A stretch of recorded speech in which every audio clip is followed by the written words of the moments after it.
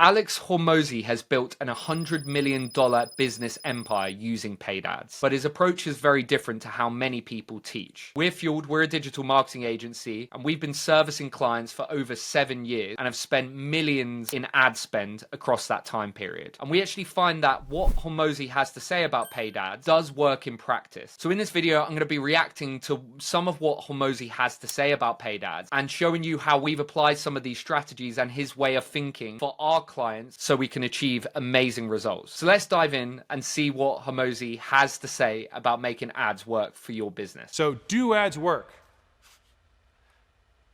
It's how well can you make them work? And so here's the thing, is that unlike the other methods that we've talked about, especially posting content, the reach is guaranteed. You pay for the reach. So you know that your ad will reach X amount of eyeballs. The question is how well you, or how efficiently you can extract value from those eyeballs versus the cost of reaching. Hormozi nails this point here. Now, of course, part of what he's saying is fairly obvious. We want to make ad spend as efficient as possible because it will make the business more profitable. But what I actually find interesting is what he alludes to at the start of the clip. As we experience this with businesses as a digital marketing agency on a daily basis, people want a black and white answer, a yes or no answer as to whether paid ads is going to work for their business or not. But the truth of the matter is, paid ads can work for any business. It's about how efficient you can make those ads work for you. You can think about paid ads slightly deterministically. Part of the journey is deterministic. We know that X amount of ad dollars will lead to X amount of impressions and clicks. It's our job to turn those impressions and clicks into customers. And of course, this is the difficult part, which Hormozi does leave out in this clip, and this is where the nuance comes in. We have a multitude of different internal and external factors as to how profitable a campaign will become and how efficient it can become. And that relates to your creative, your ad copy, your strategy, your offer, your website, your landing page, your review, your social proof. There's so many different factors which make a efficient campaign. It's our job along this journey to make those ads efficient. We can't just say from the beginning it's going to work, yes or no. We need to put in the time and the energy to make them efficient so we can then truly answer that question. So the question should always be, how much value can you get from each person that sees your ad? And we have a method at Fueled that we use in order to ensure that we set our clients up for an efficient campaign. And this starts firstly by looking at the business model and the niche holistically. And what I mean by this is that each customer journey is different for each product type, and we behave differently along that customer journey. And the simple example here is we buy cars differently to how we buy toilet roll, right? Is chalk and cheese. So we need to apply the correct strategy in order to account for those differences. Now let's see what Hormozi has to say about where to place your ads. So, pro tip, place your ads where your competitors place ads to start. Right? This might seem counterintuitive, but platforms often have different ad types. So for example, on LinkedIn, you can send message ads, or you can run newsfeed ads. On Instagram, you can run ads to the newsfeed or to stories. On YouTube, you can run ads on the sidebar, the midstream, or the pre-roll. So how do you know where to start? Just look at the placement of other people in your space and start there. If they can make it work, so can you. Again, this is just like following the top guy in the sales team. Replicate before you iterate.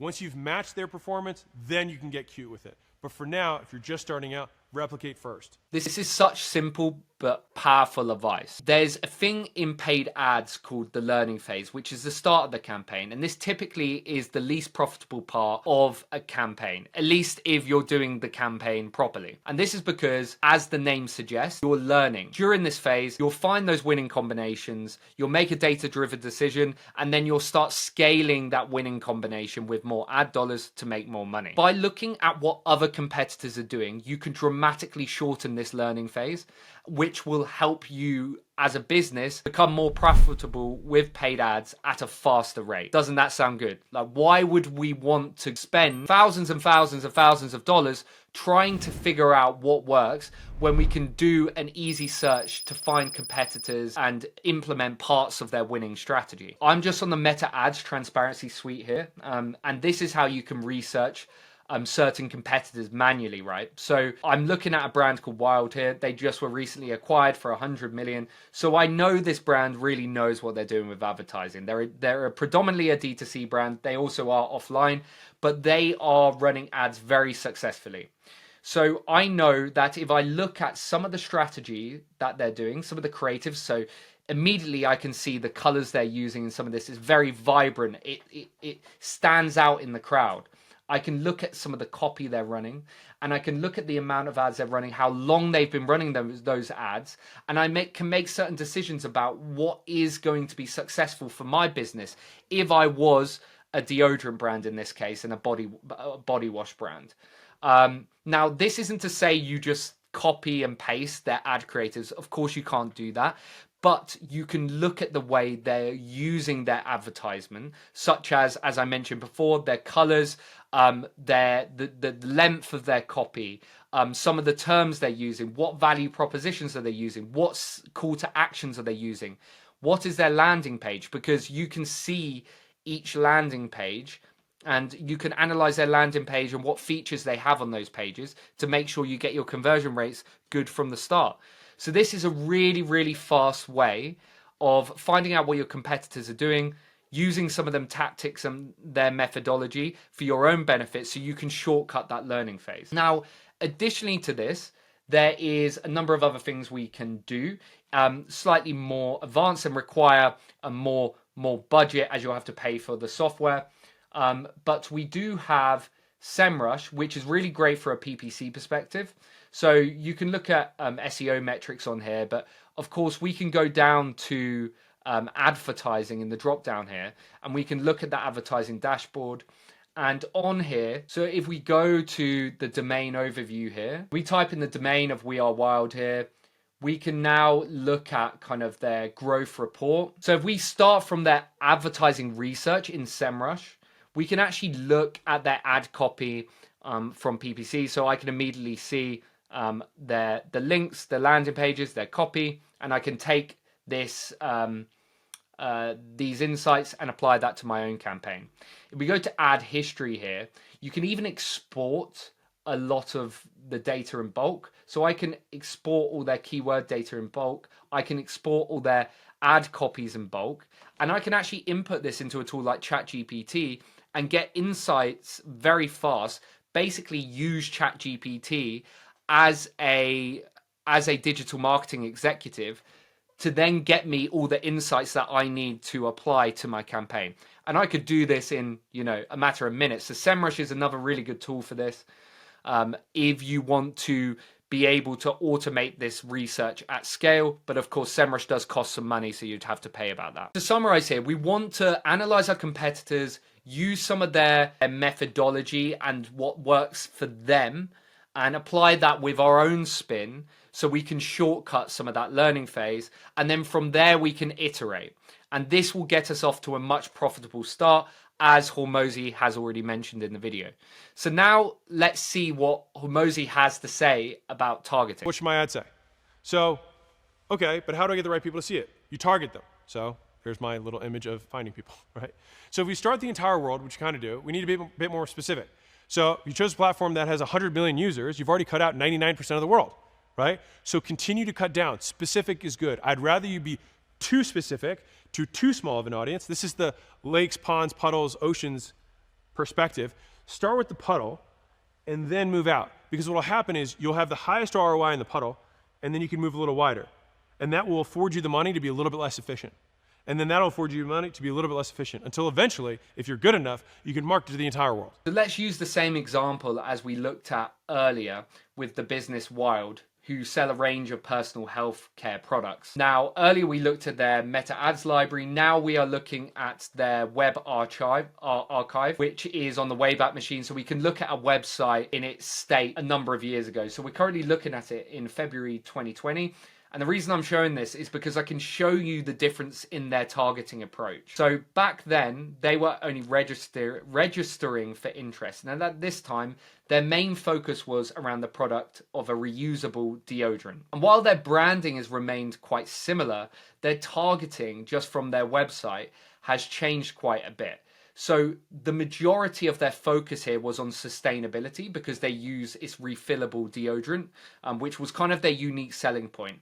So at this point in time, they would have been targeting a very eco-friendly, so kind of eco-warrior kind of audience. So people that really care about the environment, and they would have been, most of their advertising and paid advertising efforts at this point in time would have been directed at a very small audience that was relevant to this website, to the content that we're seeing on the website at the moment. Take this back to 2025. Now they've been acquired for 100 million. So we're looking at their main website here. We can see a massive difference in their overall branding, targeting the products that they're selling. So there's a dramatic difference here. So of course they still have the sustainability that they were previously having, but now they're targeting a much broader audience. It's more about also the freshness of the products and the scent of the products, right? As well as the sustainability, and as well as offering the different products. So they've really broadened their ability to market to different audiences, but they've done this incrementally. They haven't done this from day one. They've done this over time, and it's a perfect example of showing you how you can start from a very small subset, right? At that point in time, there would have only been a very small amount of people that were interested in buying refillable deodorant. It was a very relatively new concept, and as they built brand awareness and a brand awareness over time, they've widened their SKU offering, and they've made themselves more mainstream, which has allowed them to target a more broader audience. Now let's hear what Hormozi has to say about using customer data for better targeting. So here are your action steps. Bring all your lead lists together in one place. Separate them by past and previous customers, warm outreach, and cold outreach. If any of those lists are big enough, then use the ones that are closest to your customers. If you don't have a big enough list, then combine them into one list, and then over time, once you get enough customers or get enough scheduled calls, and you can sift those out, re-upload those and make it look like an audience off of that, and then add your targeting stuff. And if the platform allows, use these lists in order of quality to create the lookalike audience, and then add filters. And that's it. That's the game of targeting. So this is really where the power of digital paid ads comes into play. So unlike offline advertising, we can't target an exact ideal customer persona. But with digital ads, we can build lists over time, and then we can use these lists for lookalike audiences and for remarketing purposes. So of course, on our website, we can install an FB pixel. We can use that to send data to Facebook and then remarket our website visitors with new advertising, right? So we can use a specific type of ad to remarket that audience. And of course, that's going to be more effective as we've now qualified that person that visited our website as a person who is more likely to purchase, right? Also, what Hormozi just mentioned there about lookalike audiences, these are really important as well. You need a certain big enough list, but you can create a lookalike audience, and the better the customer here, the better it's going to be. So what you're doing over time is creating a feedback loop with your data. So initially you convert your first customers, you get their data, you remarket them, you convert them again, you use that data to then find new customers with a lookalike audience, you convert them as customers, you remarket that data. So over time, we can improve the efficiency of our campaign through collecting and centralizing our prospect lead lists using FB Pixel, using lookalike lists. Now let's see what Hormozi has to say about structuring your ads. Step 3 is, but what should my ads say? So there's 3 kind of elements to an ad as I've broken these down. All right, you have a call out, you have the value of the ad, and then you have a call to action. So you might notice, this is the hook, retain, reward, just said differently. The call out is the thing that gets their attention. It's the hook. And I purposely use different language here because it's the concept that matters more than the nomenclature, all right? The value is the meat. That's what retains them, right? They get some, and we do that value, provide that value so that they trust us and like us more and are more willing to take the next step.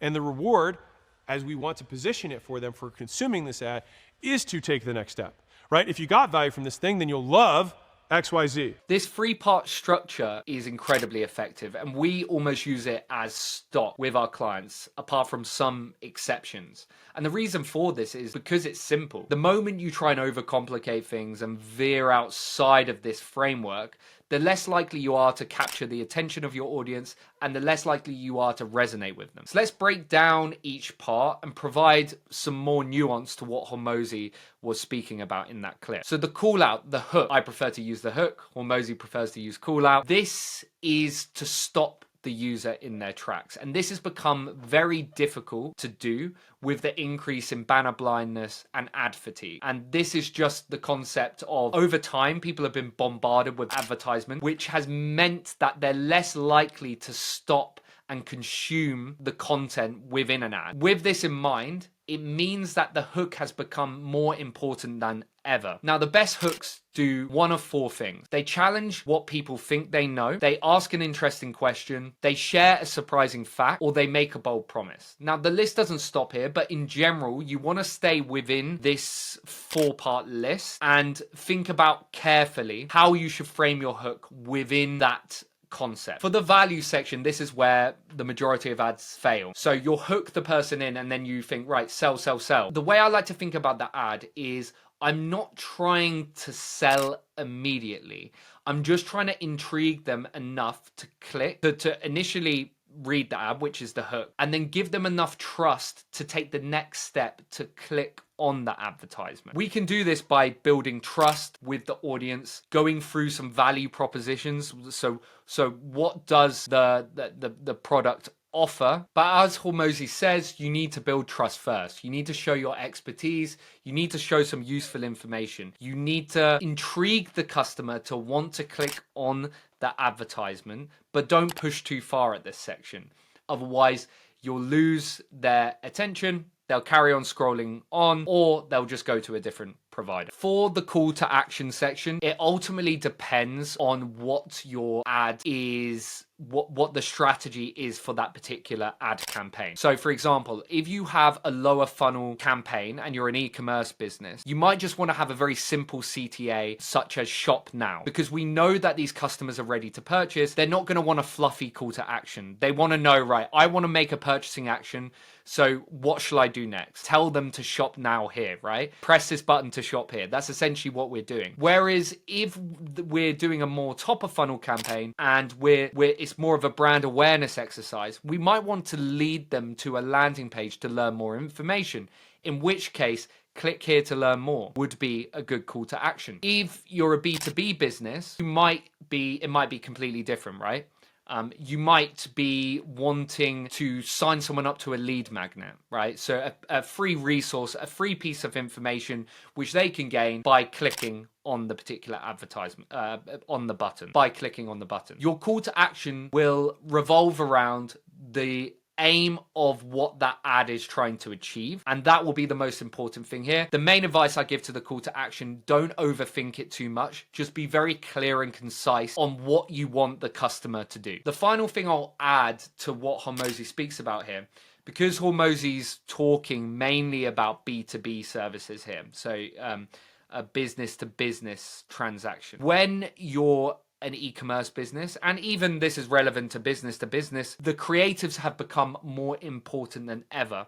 So the visual part of your ad, now this is leaving PPC to the side for a second, but it's really important that you test multiple creatives and use this to your advantage to also grab attention. So use all the variants available to you. Use images, use videos where you can, use GIFs, use carousels, use all the tools available to you and figure out what is working with your customer base. Ultimately, the image, the creative here should support your free structured format. So it should help you grab attention, it should help you build value, and it should support your call to action. So if your creative isn't achieving those three things, then you need to rethink how you need to create new versions and test again. So that's what Hormozi had to say about paid ads. And honestly, it lines up exactly to what we see in the real world. Look, ads aren't rocket science. They just need to be efficient, targeted at the right people, and structured in a way that actually makes sense. The brands that are performing really well in 2025 are not brands trying to overcomplicate the process. They're sticking to basic fundamentals and principles which make paid ads work, and they're testing and iterating over time to improve efficiency. They start small and specific. They use customer data. They leverage customer data to remarket those audiences or remarket lookalike audiences, and they create ads which connect with their audience. I've audited far too many accounts where businesses are trying to reinvent the wheel and they're wondering why their ads don't work. Whereas if they listen to Hormozi or some of the things that I've also talked about in this video today, they would make their lives so much easier, not from just a workload perspective, but also for a results perspective. If you found this video helpful, click subscribe below, because I'll be creating more videos where we're analyzing top marketers like Alex Hormozi and showing you how we apply it to our clients to achieve incredible results. And if you need help with your ads, click the link in the description and you'll get access to a free strategy template we use here at Fueled for our clients. Thanks for watching, and I'll catch you in the next one.